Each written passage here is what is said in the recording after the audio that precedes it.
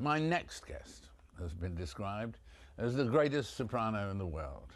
Angela Gheorghiu has been performing at opera houses around the world since coming to prominence back in 1994 when she first sang the role of Violetta in La Traviata at the Royal Opera House in London. But before I speak to her, let's see her in action and hear that wonderful voice.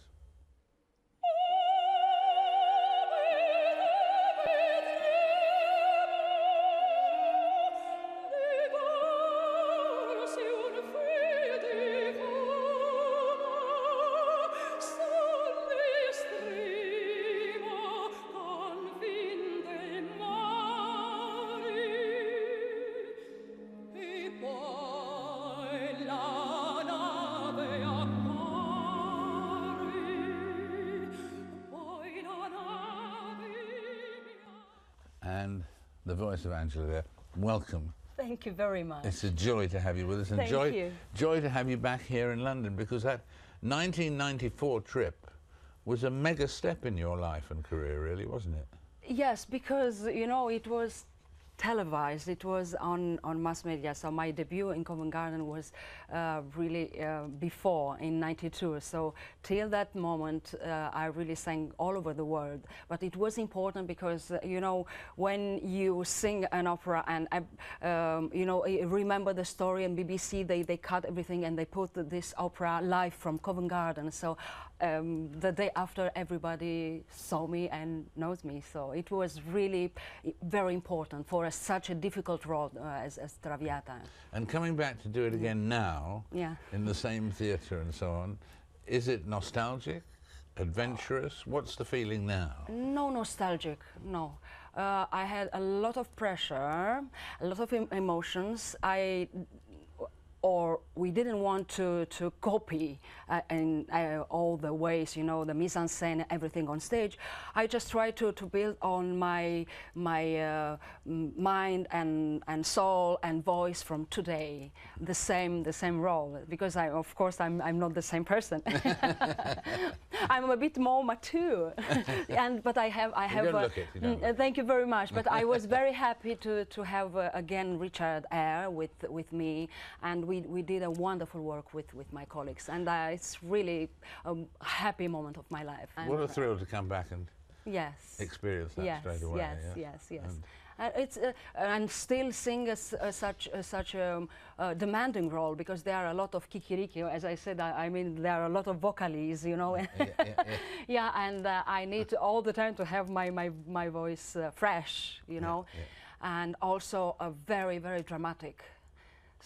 So I was happy to see the reaction of the audience. It was, I was so impressed with the reaction here in London. How do you characterize what an audience can do for you? Because I mean, I sometimes think it must be the feeling of like surfing almost, on the rolls of applause and so on and that sort of thing. I mean, what does an audience do for you? They give me energy and also emotions, because a performance without emotions, and even if I'm shaking like this, it doesn't work, for me at least. It's very important that we have this change between us of emotions. So this is the reason I am on stage, not only because of my voice, of course, and because of music and drama and everything, but the main thing of the performance is to have, you know, this all the time. So this is the feeling I have. This is feelings, you know, a bubbles. feeling, exactly. So if I feel this, and from the very beginning of the performance, I feel the reaction of the audience. So it's like, ooh, it's a sound. It's a sound. Only me I can hear that, and I feel all the time in this city and this theater home. I'm like their daughter, you know. I feel that. I feel that. When did you know, either in your mind, your heart, whatever, that you were going to be a singer? I mean, very young? Very young. In fact, I cannot answer. It's like I follow my destiny. I just sang when I was 6. In the kindergarten, I follow my destiny. never ever I was thinking I will be, or somebody told me you'll be an opera singer. I was an opera singer. Just you were? Yes, I was, because my voice, it was, this is a real story. I sang louder than all my colleagues, and it was clear, and I never sang, you know, as you sing or everybody sing when we are little, you know. Yeah. I had an impostation, so a real voice from the very beginning. So it was absolutely clear, and I never thought in my life I will never do such a career. I was all the time sure about it. And you also were living in an extraordinary world at that time, the world still of Ceaucescu's Romania. Yeah, that was very, very hard moment. I remember. Yeah, very hard. But not for musicians. Not for musicians and not for sportive. Yeah, it was... I was a lucky person in this way, because I remember everybody supporting me. They all the time give me the chance to be on stage, you know.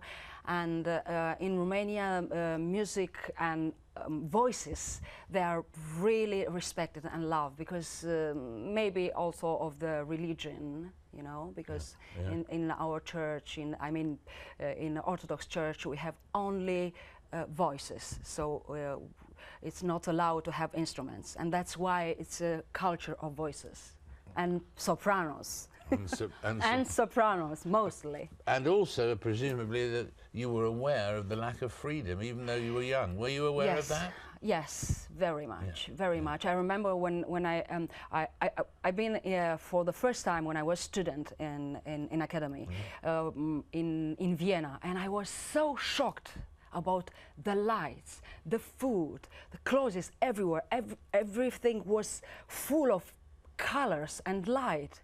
And I said, oh my God, oh look, why no. You know, I prefer that everybody says wow, wow all the time, because I was so surprised to see all these things.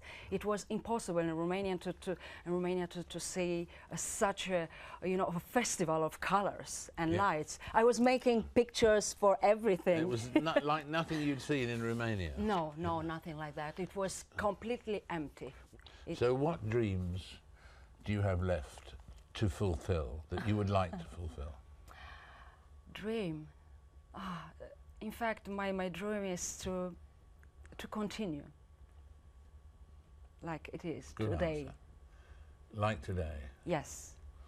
You'd like to marry again, probably? But I'm still married. You are? Yes. Yes, with the same man, with Roberto.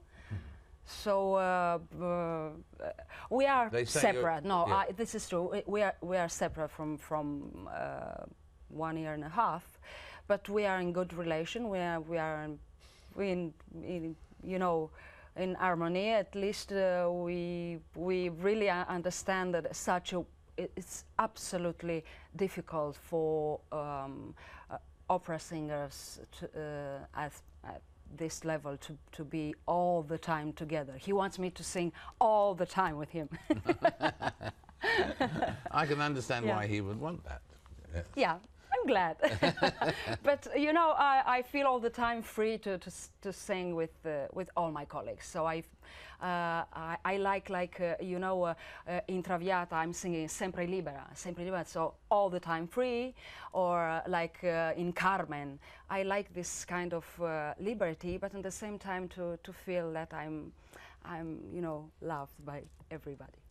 Well, we wish that all of those dreams come true, and that you live happily ever after, and that we see you again soon. See you soon. Thank you very much. See you soon. I like your 7 there. Yes, that's 7. That's my number. That's camera number 7. Yes, but this is my number. It's now your camera. Oh, perfect. From here on in. Thank you. Camera 7 saying we'll be back in a moment.